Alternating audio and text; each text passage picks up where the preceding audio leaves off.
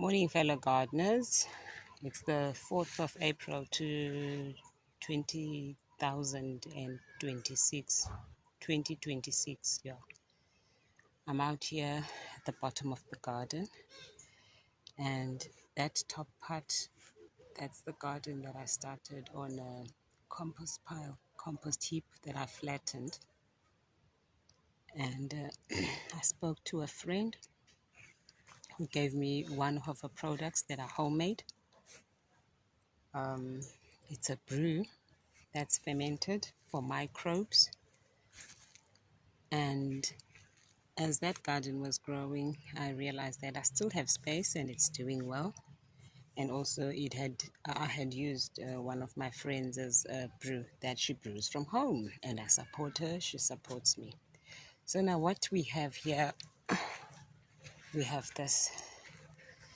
We have amadumbe, we have corn or mealies, and then we have our indigenous grain, millet, sorghum, whatever. It's mixed because when they come up, some are like sorghum and then some are like millet. As you can see here, it's sandy, downhill. Let me show you. You see, I'm going up. Yeah. Sandy, sandy, sandy. And where we are at, I mean, I'm roughly approximately 20 minutes walk from the ocean, which also plays a part in the growing of plants. So what we have here, we have the amadumbe, and this is just common sense gardening. And then I've got corn, and I've got the millet or sorghum, and tobacco. This tobacco was almost dying. It's from an old crop that I had done, and then I neglected it. So this tobacco, all these 1, 2, 3, 4, 5, 6, yeah, I dug them out from here. As you can see, this is an old plot. Here's the other tobaccos, here's the other tobaccos here, and there's another one. How did I forget about that one? Yeah. So this is a plot that still needs to be cleared. I've been saying that since I don't know when. Still needs to be cleared. But anywho, let's come back to our thingy. So with things like tobacco, the grains, even your amaranth, that one I'm keeping for the grain, and there's others that I'm keeping. Your amaranth, I want to harvest the grain. They don't need too much pampering. They somehow look after themselves. Besides, Tero needs a lot of amanzi, water. So my thing was, as I water this one, the water will also feed the things around. Not that I don't water the things around, I do, but the more I give the water to amadumbe, and then the other plants will benefit. So here I've got space, as you can see. Here I'm going to put more grain, more sorghum grain, and I've got it over here. Can you see? It's yellow. Now what happened is, I'm one who makes their own fertilizers. I like making my own teas and all that, using the prunings from my garden, your comfreys, your weeds, anything. And it was nice and green, just like that one over there, because that one that's in the garden was picked from this lot. Now this one is yellow, lost color, and is looking shabby, but this is a very resilient plant. Why it turned this color is because I've been using my teas, and then someone gave me some pellets from the shop to water these with, and then they turned this color. I think it's chemical reaction. I was going to throw these away in the compost, and then my friend said, no, use the stuff that I gave you. And this is the stuff that I got from her. Varu Jacobs. I call this product Lazarus juice. I call it Lazarus juice. If I were to make an example, I would say this is a 5 liter, but it's gradually thinning out because I'm using a lot of it. Because as you can see, some plots in my garden are not it's just sandy soil. But all types of soil you can plant in them as long as you try and fix the soil. You know, feed the soil, make sure that you monitor your soil. I call this the Lazarus juice. You can use this on your animals, your pets. You can use it on your plants. I sometimes drink it. I think it's sort of an ivermectin in steroids, and this is homemade. That's what's nice about gardening, because you get to create relations with people that do things that complement what you are doing. Because even if I make my own teas and all that, I need to also monitor the microbes in my soil. Because you know, like how we fix the microbes in our gut, in our animals' guts and all that. So we're gonna go ahead and plant this over here. And it is not a finicky crop at all. Drought resistant, multifunctional, pretty to look at. Syrups can be made with this. It's a healthy grain, more so than mealies and corn. And it's indigenous to our lands. So yeah, we're gonna go ahead and do this thing. And what I'll do first, I'll mix, oh, here's my water. I'll mix the Lazarus juice with my water, which is from our homemade dam, whatever you want to call it. And this is a 5 liter bucket. I've just poured a tot amount. If I were to measure that, it would fit in a tot glass. Just common sense gardening. No airs and graces and all that.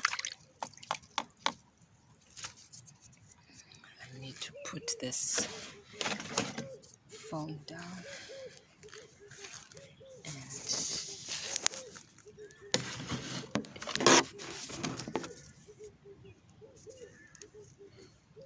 do this thing.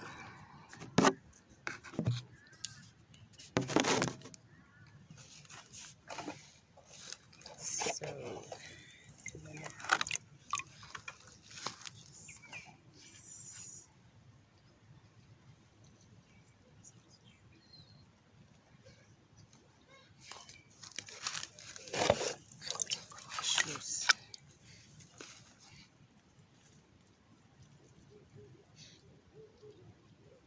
this is where I'm going to plant my grain. It's in the, I'm going to plant this.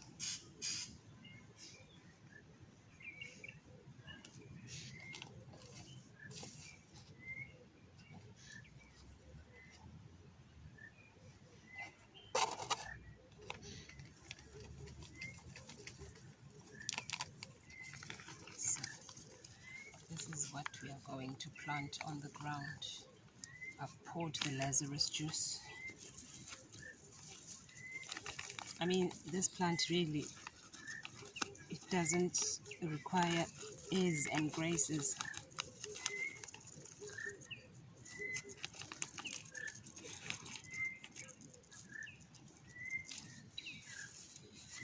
And I group them, you know, close together because I've got a challenge of monkeys.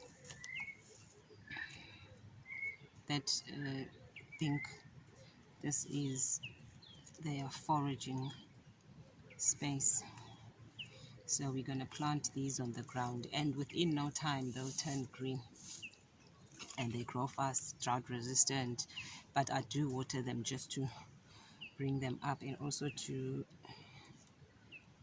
I want my grains to be, you know, relatively big. Yes, it's a small grain, the sorghum or millet or whatever, impe, amabele, amazimba. It's a small grain, but I like to do some manipulation, but using natural solutions, like what I'm saying about the Vario Jacobs. And here I'm cheating. I haven't padded with mulch or compost or whatever, but I'll show you the results as time goes on. Now imagine if I were to do the proper thing, you know, use mulch and, you know, prepare properly, then I would have nice, small grains, but nice and a thick size. So what we're going to do here, I think it's going to rain in the next coming days or weeks. I've got mulch in buckets. I'll come and mulch, and then again pour the home brew from my friend Vario Jacobs, and then just leave the garden like that to sort itself out. Okay, let's do this thing. So we're going to plant these on the ground. I'm not even using tools. I'm just doing the layaway.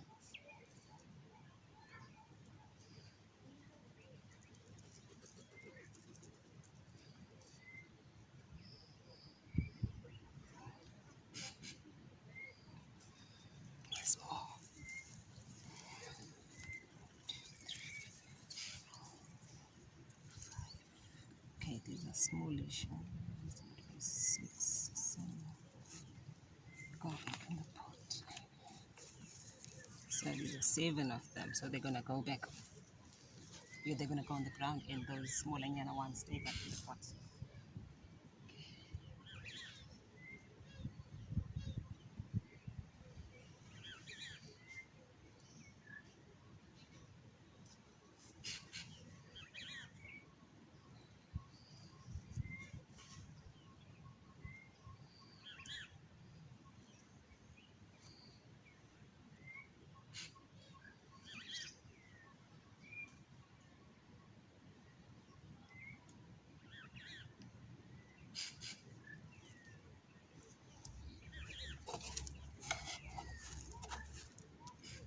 So yeah, I'm just left with 1, 2, 3. Okay, you can stay there. Let me wash my hands.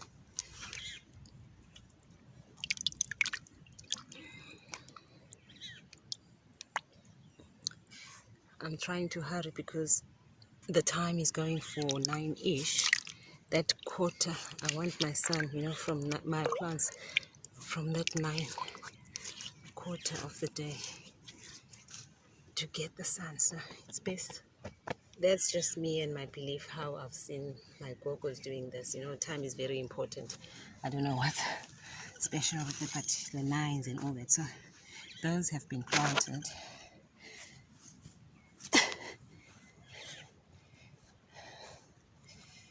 Here they are. Oh, bugger me. I still have this. Okie dokie. Boom, boom, boom. We're gonna find a place for it. Oh, this was a fennel plant. I got all the seeds and everything, and it still looked good, and the roots still looked good. So I went ahead and I did. Last night it slept in water in Vario Jacobs, and this is the first thing I planted today, this morning, before I made this video. We're gonna need to find a place for this one. I really thank the friend who gave me these seeds, millet seeds.